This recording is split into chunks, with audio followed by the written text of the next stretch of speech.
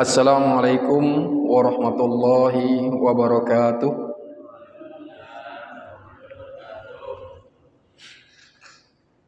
Innal hamdalillah nahmaduhu wa nasta'inuhu wa nastaghfiruh wa na'udzu billahi min shururi anfusina wa min sayyiati a'malina. May yahdihillahu fala mudilla lahu wa may yudlilhu fala hadiyalah. Ashhadu an la ilaha illallah wahdahu la syarikalah iqraran bihi wa tauhidah wa ashhadu anna Muhammadan abduhu wa rasuluh tasliman majidah. Nusalli wa nusallim ala nabiyyina al-karim habibina Mustafa Muhammadin sallallahu alaihi wasallam wa ala alihi wa sahbihi wa man tabi'ahum bi ihsan ila yaumiddin. Amma ba'd. Hadirin hadirat jamaah salat subuh Masjid Nur Muhammad rahimakumullah. Alhamdulillah, kembali puji syukur pada Allah Subhanahu wa taala tak henti dan tak putus kita ucapkan sebagai bentuk rasa syukur kita atas setiap dan segala nikmat yang Allah berikan kepada kita, terutama nikmat iman, hidayah dari Allah Subhanahu wa taala, dan mudah-mudahan Allah Subhanahu wa taala mewafatkan kita dalam keadaan husnul khatimah hingga akhir hayat kita. Karena seseorang itu akan diwafatkan sesuai dengan kebiasaannya. Man asya ala syai'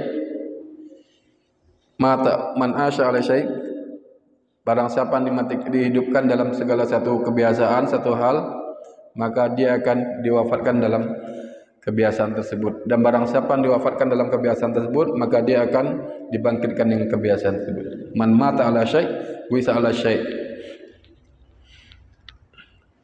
Kedua, salawat dan salam mudah-mudahan Allah Subhanahu wa taala tercurahkan kepada Rasulullah sallallahu alaihi wasallam, pada keluarga beliau, para sahabat, tabi'in, tabi'in dan orang-orang yang mengikuti jejak sunnah Rasulullah sallallahu alaihi wasallam.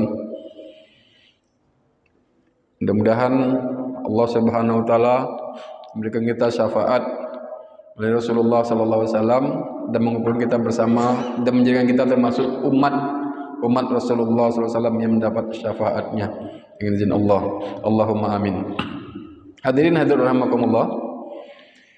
Dalam satu asar ada yang mengatakan inilah asar Abdullah bin Mas'ud, tapi ada di antara ulama mengatakan satu hadis Rasulullah SAW. Kedatipun ada mengatakan tidak sahih, namun maknanya itu didukung oleh asar sahabat, bahwasanya Rasulullah SAW pernah bersabda dalam satu hadis beliau, innakum qad asbahtum fi zamanin kathirun fuqaha'u wa qalilun khutaba'u. Sesungguhnya kamu itu sekarang berada pada zaman banyak orang-orang yang pintar, banyak ulamanya, kata Rasulullah SAW pada para sahabat. Qalilun khutaba'u, tapi sedikit cuma yang bisa untuk berbicara, yang bisa untuk menceramahi, karena masih ada Rasulullah SAW. Mu'tu wa katsirun mu'tu, dan banyak pada zaman itu Rasulullah SAW bersabda, banyak orang yang mau berbagi, ingin melakukan kebaikan, ingin memberikan kebaikan. Wa qalilun su'alu, dan sedikit sekali orang yang meminta-minta. Wal amalu fihi khair, yang pada zaman itu, pada masa itu beramal itu lebih baik. Beramal itu lebih diutamakan. Bukan berarti thalabul ilmi tidak baik. Baik, beramal itu diutamakan karena memang mereka sudah banyak orang-orang yang fuqaha, al-fiqih, ulama-ulamanya banyak. Wa sayati 'alan nasi zamanun, dan akan datang satu masa pada manusia, qalilun fuqaha'u, sedikit orang-orang yang pintar, sedikit orang ulamanya, wa katsirun khutaba'u, banyak orang yang pintar ceramah tapi tak berilmu. Bahkan artis pun bisa menceramah tapi tanpa ilmu. Pokoknya dimintakan fatwa, minta statementnya, pendapatnya, maka jadilah penceramah. Diundang pelawak-pelawak pun bisa ceramah saat ini. Qalilun fuqaha, karena orang-orang pada zaman itu nanti sedikit orang-orang yang pintar, orang-orang yang berilmu. Kenapa? Karena memang Allah Subhanahu wa taala dalam hadis Nabi lain, inna min asyrati sa'ah ayyurfa'a ilm. Sesungguhnya di antara ciri-ciri tanda-tanda hari kiamat, ilmu itu diangkat. Maknanya sedikit orang yang pintar, sedikit orang yang paham masalah usul, masalah din ini, sedikit orang yang paham orang masalah fikih, sehingga pintarnya cuma ceramah, pintarnya cuma berpidato dengan orasi yang menggebu-gebu, dengan orasi yang indah, sehingga tidak mengandung ilmu banyak. Bahkan artis pun bisa ceramah sekarang. Maka Rasulullah SAW meneruskan lagi, wa katsirun su'aluhu, tapi pada zaman itu banyak sekali orang-orang yang meminta-minta, bahkan meminta mengemis ini sebagai profesi. Dan beliau juga mengkabarkan, wa qalilun mu'tu, sedikit orang yang mau berbagi. Wal ilmu khairun fi, dan menuntut ilmu itu lebih baik pada saat itu. Jadi kayaknya pada masa-masa kita ini, Pak, Bu, ya, banyak orang yang sudah pintar-pintar ceramah tanpa ilmu, pintar berpendapat, berfatwa, banyak yang minta-minta tapi susah untuk berbagi.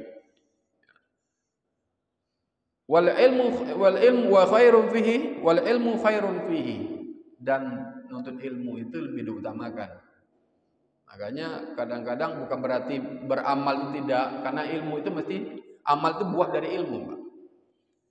Tapi banyak orang beramal tanpa ilmu. Beramal kebaikan, beramal amal soleh, semuanya mau beribadah, semuanya bisa dihitung ibadah, dinilai, dianggap semuanya nilainya ibadah tanpa dasar ilmu. Maka Rasulullah SAW mengabarkan, wal ilmu fihi khair. Maka thalabul ilmi itu pada saat itu lebih penting, lebih utama. Dan itu bukan mengenyampingkan perbuatan ataupun amal, karena orang berilmu mesti mengamalkan, karena buah dari ilmu itu adalah mengamalkan ilmunya. Setidaknya ini menjadi landasan kita, dasar kita betapa pentingnya untuk bermajlis ilmu, di samping fadilah dan keutamaan lain dari majlis ilmu. Ilmu juga Rasulullah SAW mengkabarkan dalam hadis beliau, wa dzakarallahu fi man indah, diantaranya, dan Allah menyebut orang-orang yang berilmu itu pada sisi hamba-hamba Allah Subhanahu wa taala, yaitu para malaikat, para nabi. Orang yang hadir dalam majlis ilmu disebut oleh Allah Subhanahu wa taala. Di samping mereka dinaungi malaikat, sayap malaikat, diberikan rahmat kepada mereka, diturunkan sakinah. Jadi orang yang berilmu mesti memiliki ketenteraman dalam jiwanya, karena pada hakikatnya ilmu itu membuat jiwa seseorang itu tentram. Ilmu itu membuat jiwa seseorang itu tenang. Baik masalah ilmu dia mengenal Allah Subhanahu wa taala, ilmu dia dengan hukum Islam, ilmu dia tentang Islam, pengetahuan dia tentang Rasulullah SAW, maka itu menjadikan jiwa seorang mukmin itu tentram dan tenang. Kalau dia berilmu. Maka sebab itu, mari kita tingkatkan gairah kita untuk senantiasa bermajlis ilmu dimanapun, dan kita merujuk kepada Al-Quran dan As-Sunnah dalam thalabul ilmi ini. Karena pada hakikatnya ilmu itu cuma dua. Qala Allah wa qala Rasul. Ilmu itu dua. Adapun bukan kita tidak memakai pendapat ataupun qiyas, tetap ijtihad dan qiyas tetap akan merujuk kepada qala Allah wa qala Rasul. Jadi ilmu yang prioritas adalah Al-Quran dan Sunnah. Bila hadirin rahmatullah, mudah-mudahan Allah Subhanahu wa taala senantiasa memberikan kita hidayahnya. Kita masih pada bab pada kitab Ighatsatul Lahfan, pada bab pembahasan mengapa menjadikan Allah tujuan ibadah kita lah sumber kebahagiaan. Karena beliau Al-Imam Ibnu Qayyim Al-Jauzi mengatakan tidak ada kenikmatan, kebahagiaan, ketentraman dalam hidup kalau tidak menjadikan Allah sebagai tujuan, tidak beribadah kepada Allah, tujuan dari hidupnya. Makanya kemarin ada seseorang yang datang kepada kami dari Gresik, ya, menanyakan, Ustaz, saya butuh ketenangan. Saya sudah menikmati semua apa yang saya miliki. Saya toko ada, kendaraan ada, istri punya. Tapi mengapa Ustaz saya tidak merasa tenang? Karena istrinya satu katanya Pak. Jadi bukan karena istrinya yang buat tenang. Kalau istri dua, kalau tidak terdidik juga nanti akan menjadi masalah. Bukan kita tidak boleh berpoligami ya Pak. Jadi yang datang ini mengeluhkan tentang hatinya tidak tenang. Kemudian kita tanya, antum sholat tapi lah colak tak? Sholat tapi jarang kalau ingat. Sholat mun engak sholat, minta engak hilang. Dan bagaimana seorang akan bisa menikmati, merasakan ketentraman, ketenangan dari hati, sementara hati itu merupakan ruh kekuatan seseorang. Ini belum membahas masalah sumber kebahagiaannya. Jadi bahkan Ibnu Qayyim pernah kita sampaikan mengatakan dengan kaul beliau bahwasanya pada hakikatnya manusia itu hidupnya adalah hidupnya ruh, hidupnya hati. Orang itu akan tenang, akan tentram kalau hatinya hidup, ruhnya hidup. Sementara makanan hati dan makan ruh ini adalah ilmu. Orang akan takut kepada Allah kalau dia memiliki ilmu.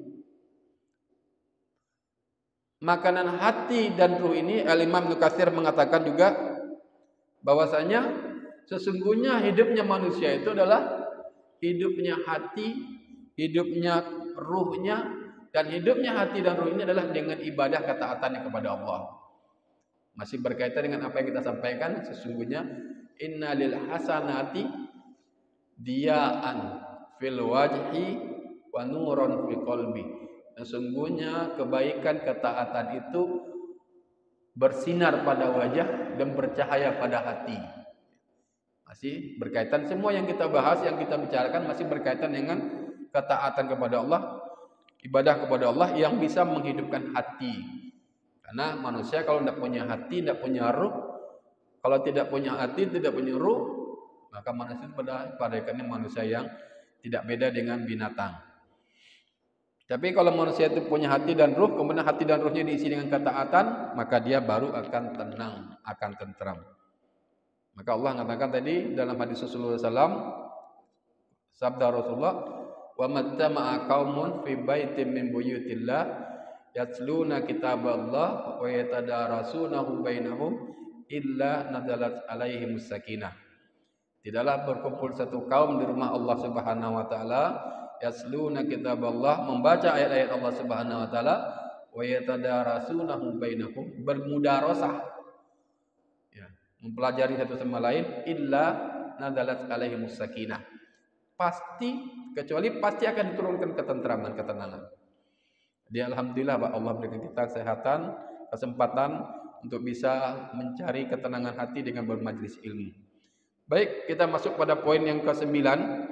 Masalah kemarin yang ke-8 itu bahwasanya Allah Subhanahu wa taala itu Maha Kaya, tidak butuh pada hambanya. Jadi kalau Allah tuh ngasih bantuan kepada hambanya, memberikan manfaat kepada makhluk, itu bukan karena Allah tuh menginginkan sesuatu dari makhluk, tidak Pak. Tapi karena murni kebaikan dan kasih sayang Allah kepada seorang hamba. Beda halnya dengan manusia. Manusia kalau melakukan perbuatan kebaikan pada sama manusianya, mesti ada tendensi lainnya Pak. Mesti ada keinginannya. Seorang bawahan main ke atasannya, bawa kacang goreng misalnya, bawa gorengnya jagung atau pisang, mesti ada keinginan. Walaupun bahasanya setelah titip, tak tolong dikawal Pak, mesti ada keinginan. Baik keinginan itu didapatkan di dunia, ajilan atau ajilan, di dunia ataupun di akhirat. Mesti. Tapi kalau Allah Subhanahu wa taala itu Maha Kaya, tak butuh pada hambanya. Apapun kebaikan dari Allah Subhanahu wa taala murni bentuk kasih sayang Allah kepada hambanya. Karena Allah murni ingin menghilangkan madarat kepada hambanya. Maka apabila seorang hamba menggantungkan dirinya kepada selain Allah, maka itu akan bahaya. Bab yang ke-9 sekarang, alasan mengapa hati itu bahagia kalau menjadikan Allah satu-satunya yang kita ibadahi. Hati akan tenteram. Yang kesembilan, annal abdal makhluk la ya'lamu maslahataka hatta ya'rifullah. Bahwasanya orang-orang itu seorang hamba itu tidak mengetahui kemaslahatan untuk kamu hatta ya'rifullah, sampai Allah mengasih tahu dia. Jadi orang itu tidak tahu kemaslahatan, orang lain itu tak tahu kemaslahatan kita, apa yang terbaik untuk kita. Sampai Allah Subhanahu wa taala itu memberikan itu semua, memberikan pengetahuan. Wala yaqdiru ala tahsiliha laka. Dan orang-orang tidak akan mampu untuk mewujudkan apa yang terbaik untuk kamu. Dan manusia ini Pak tidak bisa memberikan yang terbaik pada kita. Allah semua yang memberikan. Makanya mengapa menggantungkan diri kepada Allah akan memberikan tentram. Kalau kita menggantungkan diri kepada makhluk, menyandarkan diri kepada makhluk, bertawakal kepada makhluk, karena sesungguhnya makhluk itu tak tahu sebenarnya apa yang terbaik untuk kita. Tapi Allah Maha tahu dan lebih tahu apa yang terbaik untuk kita. Makanya ketika kita diuji dengan musibah, apa hikmahnya, apa masalahnya, mesti Allah tahu yang terbaik. Contoh kecil saja mungkin pernah kita lihat di status-status ataupun di media sosial itu, ada seorang ibu tua ketika minum kemudian botolnya jatuh, minta tolong kepada anak remaja untuk mengambilkan. Ya mungkin hampir semua orang banyak ngeliat video singkat kayak gitu yang mengandung ilmu. Ketika sang pemuda tidak mau, akhirnya sang ibu ini, nenek-nenek ini mengambil sendiri. Masya Allah biqadrillah, masya afa'al, dengan takdir Allah Subhanahu wa taala. Ketika sang ibu tadi berjalan ke tempat botolnya, maka tingkatan lantai atas jatuh pas mengenai posisi sang nenek tadi duduk. Berarti yang tahu dengan kemaslahatan dan madharat bagi kita itu Allah Subhanahu wa taala. Kita tidak gampang, jangan hanya menyandarkan diri kita kepada makhluk. Tidak mentawakal, tidak takut, tidak menyandarkan diri kita, tidak tawakal hanya kepada makhluk, tapi tawakal dan menyandarkan diri kita kepada Allah Subhanahu wa taala. Hatta yaqdiru alaih. Yaqdirullahu. Jadi manusia itu tidak bisa mewujudkan apa yang terbaik untuk kamu sampai Allah itu memampukan untuk kamu. Wala yuridu dzalika hatta yakhluqallahu fi irada, dan manusia tidak bisa memiliki keinginan Pak untuk melakukan sesuatu sampai Allah memberikan keinginan itu sehingga kita mau melakukan itu. Ini kayaknya qadariyah ini. Bukan. Kadang ada orang, berarti semua takdir Allah yang menentukan. Tidak, ini bukan qadariyah, ini pemahaman bahwasanya bagaimana kita memasrahkan diri kita, kehendak kita, keinginan kita itu adalah keinginan Allah Subhanahu wa taala, atas keinginan Allah Subhanahu wa taala. Allah yang berikan kita keinginan untuk bisa membolak-balikkan hati. Maka ketika masalah-masalah yang kita alami di rumah tangga ataupun keluarga kita, ketika kita melihat anak kita yang tidak kurang baik, tidak cocok perilakunya dengan syariat, dengan Islam, setidaknya kita memperbanyak untuk mendoakan mereka. Allahu yahdik. Juga ketika sang istri, suaminya hendak keluar, titip kepada Allah. Allahu yahdik sahalallahu umuruk.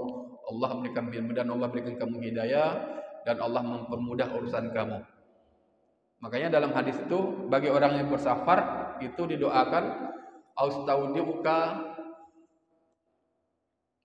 bitaqwallah, aku titipkan kamu dan iman kamu kepada Allah Subhanahu wa taala. Itu doa di antara doa safar itu. Maka dia juga sebagai seorang istri itu seharusnya ketika suaminya pergi doakan, Allahu yahdik sahalallahu umuruk. Mudah-mudahan Allah berikan kamu petunjuk, hidayah, dan Allah mempermudahkan segala urusan kamu. Bukan hanya semata-mata datang, sudah tidak bawa apa-apa. Datang atau hilang.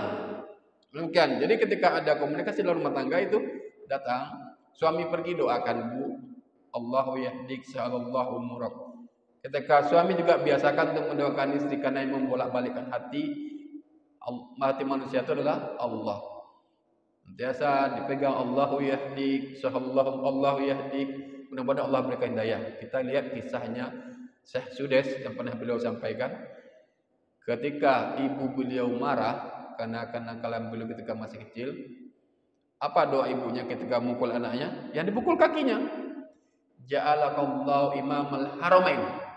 Ja'alakallahu imamal haramain. Mudah-mudahan Allah menjadikan kamu imam Masjid Haramain. Ini doa ketika dalam kondisi marah masih tetap doakan.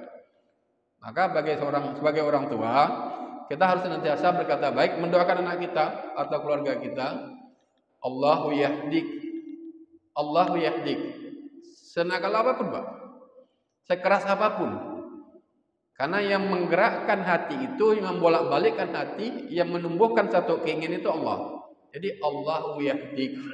Mudah-mudahan Allah senantiasa memberikan kamu hidayah. Jadi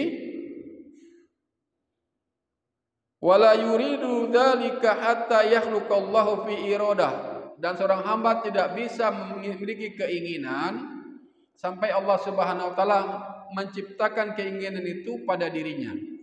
Fa adal amru kulluhu liman ibtada minhu, dan semua urusan itu kembali kepada sumbernya, pada Allah, Pak. Semua urusan itu kembali kepada Allah. Minta apapun minta kepada Allah, bertawakal semua kepada Allah, berlindung kepada Allah.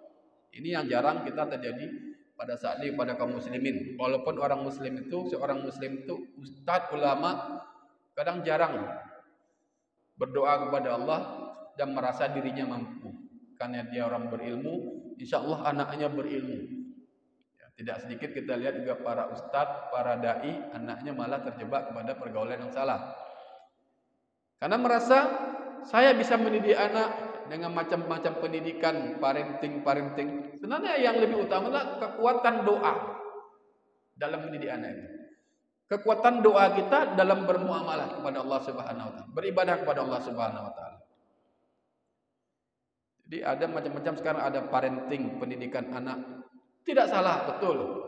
Tapi tetap prioritaskan, skala prioritas dalam itu adalah semuanya doa kepada Allah. Karena Allah yang membolak-balikkan. Banyak orang sudah ikut pelatihan ini, parenting ini, tetap saja demikian. Wantum ikhlas, semuanya diikuti. Tapi melupakan menyampaikan doa kepada Allah Subhanahu wa taala. Jadi doa itu nomor satu, doa silahul mukmin. Doa itu senjata orang mukmin. Dan doa itu bisa mengubah takdir Allah Subhanahu wa taala. Itu yang ke-9, bahwasanya semua urusan itu kembali kepada Allah.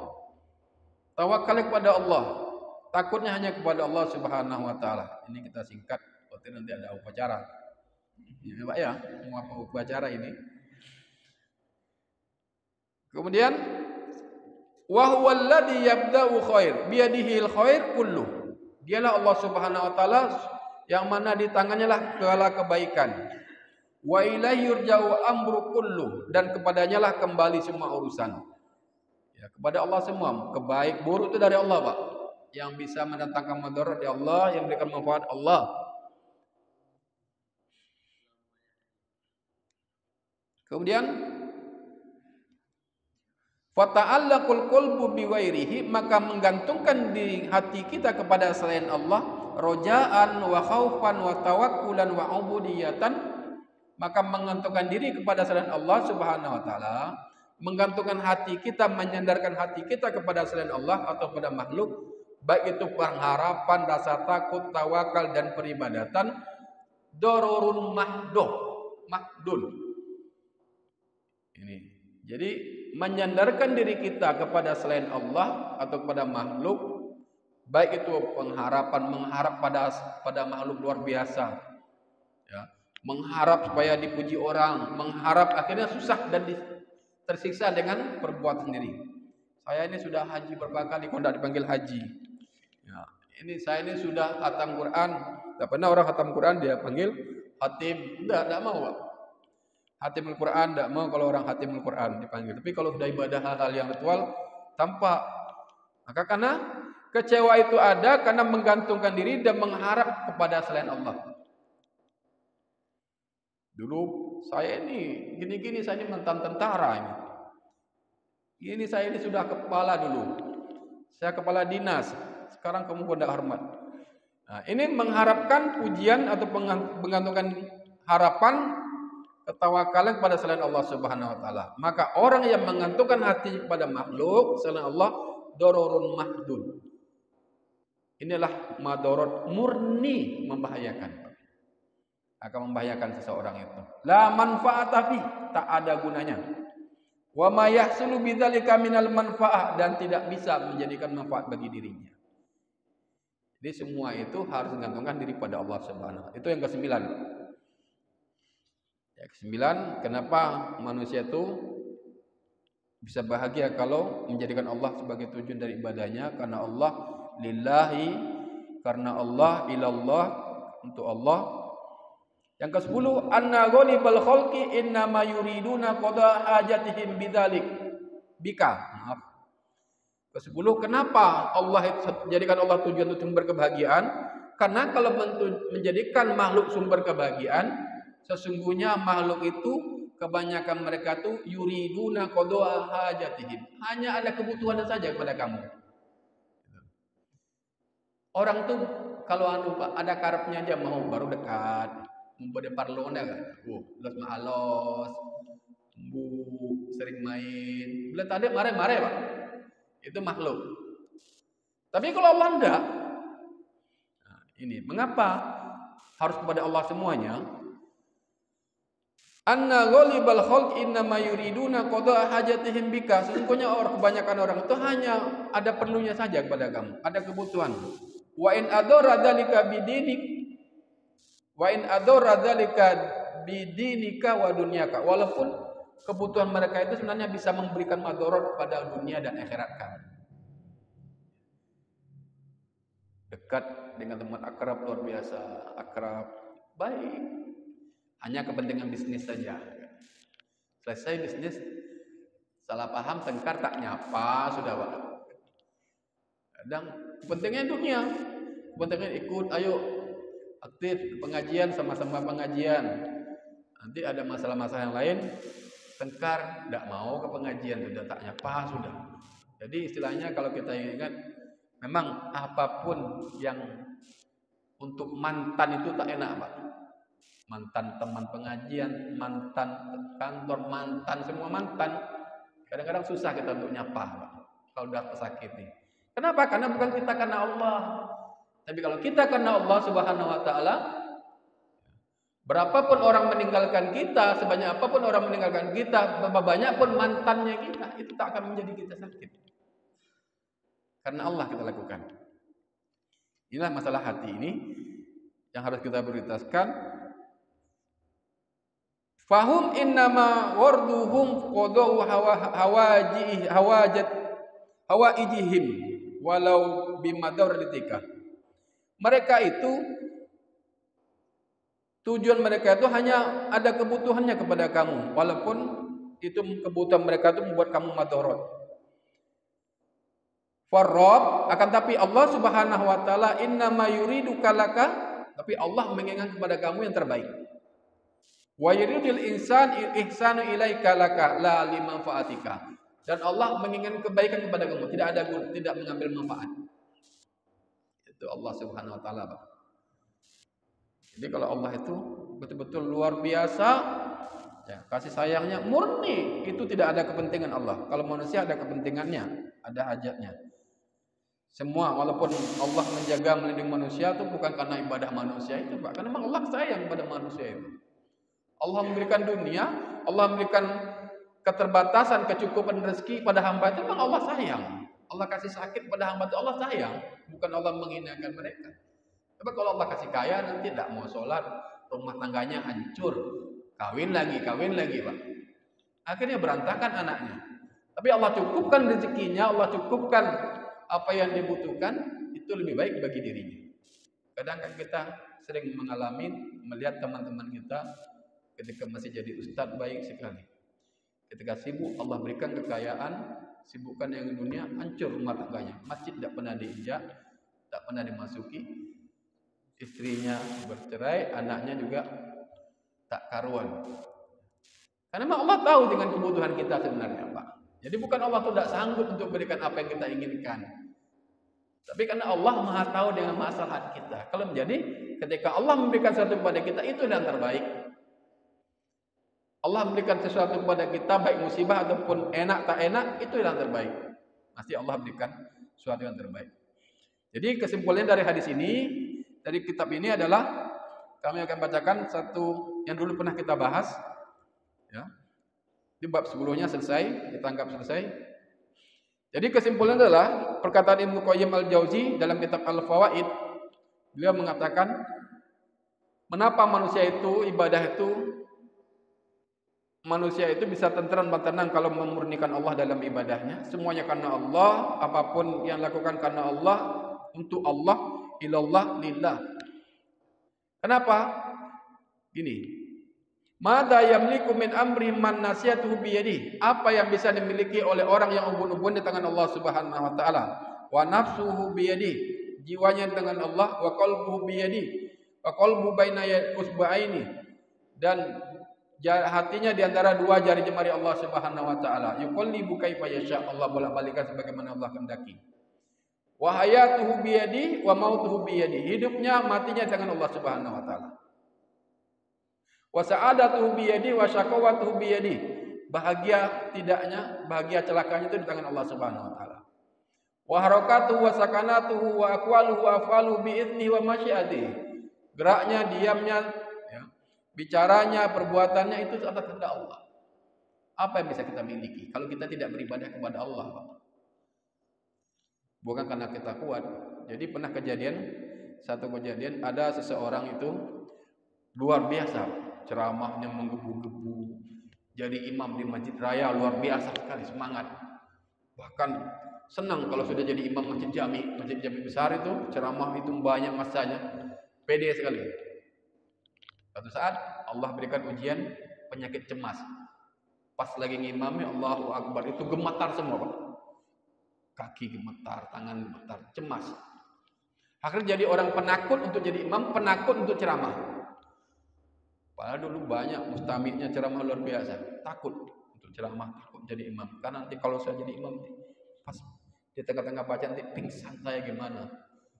Ini sering terjadi penyakit anxiety, ini banyak terjadi pada kaum mukmin atau umum manusia itu. Kami sering dapatkan orang kena anxiety, takut mati, takut lemah. Akhirnya tidak mau jadi imam. Ternyata setelah dimuhasabah, introspeksi diri, apa? Ternyata selama ini dia merasa bisa karena dirinya. Dia bisa merasa jadi imam karena ilmunya dia, karena kecerdasan bacaan, kebagusan bacaannya dia. Dia bisa ceramah itu karena dia pintar. Akhirnya Allah uji dengan rasa cemas. Ketika dia ceramah tinggi-tinggi, besar, di masjid jami, akhirnya hang, Pak. Apa menceramah hang? Akhirnya tutup. Ketika jadi imam pun dia lemas, gemetar semuanya. Akhirnya dibaca surat pendek. Yang dulunya surat panjang. Ini sering dialami oleh kita karena kita merasa kita yang mampu, kita semuanya itu karena kecerdasan kita, karena kepintaran kita melupakan Allah Subhanahu wa taala. Allah uji, ternyata baru orang ini sadar ternyata memang Rasulullah SAW itu betul-betul luar biasa mengajarkan doa. Makanya doa yang sering diajar Rasulullah itu, Allahumma aslih li sya'ni wa la takilni ila nafsi tarfatal ain. Ya Allah, perbaiki semua urusan. Jangan biarkan diri ini bersandar pada diri sendiri. Karena pada diri kita ini kita tidak mampu. Kita tidak mampu apa-apa kalau bukan karena Allah Subhanahu wa taala. Makanya dalam kitab ini, dalam kitab Fawaid, Al-Imam Ibnu Qayyim al-Jauzi mengatakan, wa in takhalla anhu istawla. Ini dikatakan oleh beliau, anna in wakalahu ila nafsi wakalahu ila ajzin wa da'in. Kalau seandainya Allah membiarkan seorang hamba itu bersandar pada dirinya sendiri, berarti Allah membiarkan orang itu bersandar pada makhluk yang lemah.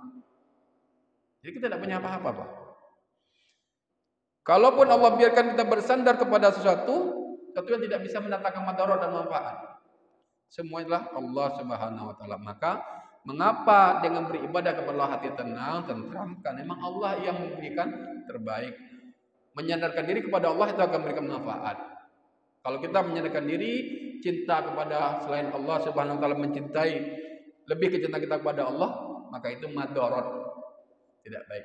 Mudah-mudahan hal yang singkat ini, bab 6 ini selesai. Kita bahas di antara 10 itu adalah Allah lebih tahu, madhur Allah maha kaya, menggantungkan diri kepada selain Allah, mencintai sesuatu lebih lain, mencintai kepada selain Allah, itu akan madhur semua, Pak. Jadi tawakal kita, harapan kita, rasa takut kita harus karena Allah Subhanahu wa taala. Maka Ibnu Qayyim mengatakan dalam bab awal itu, seorang salaf itu kalau beramal itu dia akan bertanya, lillahi, untuk Allah, lima wa kaifa, untuk siapa dia berbuat dan bagaimana cara dia berbuat. Itu membuat orang itu bahagia. Nasallallahu al-afiyah, hadanallahu wa iyyakum. Mudah-mudahan Allah berikan kita hidayah, senantiasa memberikan kita kesehatan lahir dan batin untuk bisa bermajelis ilmu. Nasallallahu al-afiyah. Kita minta kepada Allah Subhanahu wa taala, nastaghfiruh, dan kita beristighfar pada Allah Subhanahu wa taala. Alhamdulillahil alamin. Subhanakallahumma bihamdika asyhadu an la ilaha illa anta. Wabillahi taufiq. Assalamualaikum warahmatullahi wabarakatuh.